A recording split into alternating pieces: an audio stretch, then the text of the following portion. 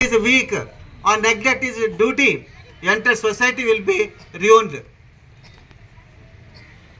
Students, did you understand what I said? Yes, sir. చెప్పింది అర్థమైంది ఎవరికన్నా? ఒక చిన్న శ్లోకం చెప్పాను కదా నేను.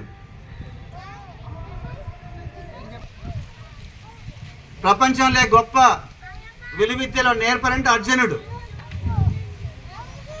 అటువంటి అర్జునుడికి తన గురువు అంటే ఆయన ఉపాధ్యాయుడు అంటే ద్రోణాచార్యుడు.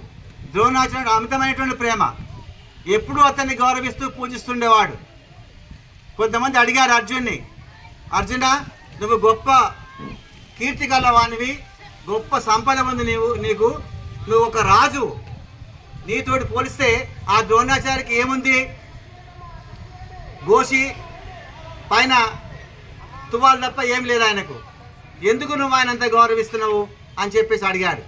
దానికి అర్జునుడు ఏం చెప్తాడు?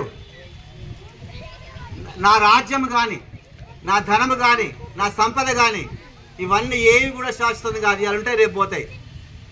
కానీ ఈ జీవితంలో మనకు శాశ్వతమైనటువంటిది ఏంటిది? జ్ఞానం, నాలెడ్జ్, జ్ఞానం. జ్ఞానం అనేది శాశ్వతమైనటువంటిది. అటువంటి జ్ఞానాన్ని ఇచ్చేవాడే ఉపాధ్యాయుడు. కాబట్టి అటువంటి ఉపాధ్యాయుని మనము తప్పకుండా మనం కాపాడుకోవాలి. మన రాజ్యము, మన సంపద, మన గౌరవం అన్నీ కూడా ఇవాళ ఉండొచ్చు, రేపు పోవచ్చు. But the knowledge nobody can steal, nobody can burn, nobody can bury.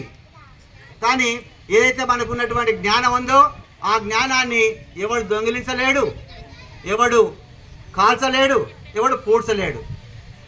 మన ధనాన్ని పూడ్చేయచ్చు, రాజ్యం వెళ్ళిపోవచ్చు మనం వదిలిపెట్టి, కానీ ఈ జ్ఞానం మాత్రము మనల్ని వదిలిపెట్టిపోదు. అటువంటి సంపన్నమైనటువంటి జ్ఞానాన్ని అందించేవాడే ఉపాధ్యాయుడు. కాబట్టి మనం తప్పకుండా మన ఉపాధ్యాయుని గౌరవించాలి.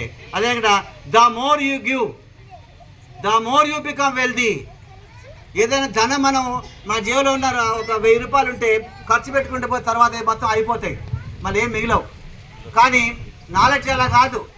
నాలెడ్జ్ మనం పంచుతూ ఉంటే అది పెరిగిపోతూ ఉంటుంది.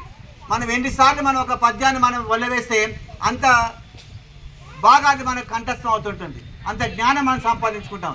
జ్ఞానాన్ని మనం పంచుతూ ఉంటే మన జ్ఞానం కూడా పెరిగిపోతుంటుంది. అంతే కూడా జ్ఞానం కూడా విస్తరిస్తుంది. ఒక దీపం చేత అనేక దీపాలు వెలుగొందినట్టుగా ఒక ఉపాధ్యాయుని చేత కొన్ని వందలు, వేలు, లక్షల మంది తన జ్ఞానాన్ని సంపాదించి they become the good citizens. ఏ దేశమైనా బాగుపడాలంటే ఎలా ఉండాలి? మంచి పౌరులు ఉండాలి, మంచి పరిపాలకులు, మంచి ఉద్యోగులు, మంచి ఆఫీసర్లు, మంచి ఉత్పత్తిదారులు, మంచి వ్యాపారులు, వీళ్ళంతా ఉండాలంటే వీళ్ళందరూ కూడా ఎలా ఉండాలి? వీళ్ళంతా మంచి పౌరులైన సత్పౌరులైనప్పుడు మాత్రమే మనం ఒక సమాజం నిర్మించగలుగుతారు. అటువంటి సత్పౌరులను తయారు చేసేటువంటి వ్యక్తి ఎవరంటే ఒకే ఒక్క గురువు. సాధారణ మనం చెప్తాం డాక్టర్ గొప్పవాడు, ఇంజనీర్ గొప్పవాడు, లేకపోతే ఒక రాజకీయ నాయకుడు గొప్పవాడు అని చెప్పుకుంటాం మనం. అబ్బా is the great person, he become a engineer అంటాం. కానీ ఇట్ ఈస్ నాట్ గ్రేట్. అటువంటి ఇంజనీర్లను, అటువంటి డాక్టర్లను, అటువంటి పొలిటీషియన్లను, ఇటువంటి వాళ్ళని మొత్తం కూడా తయారు చేసేది ఎవరంటే ఉపాధ్యాయుడే. So that teacher is the very important person in every students life.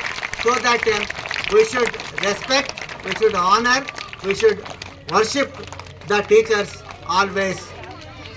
This is the reason we felicitating our teachers today. Dr. Sarvepalli Radhakrishna started life as a teacher. He served for Indian education so that the government of India declared his birthday is being celebrated at Teachers Day, so that schools in India every year on 5th September this celebration is doing.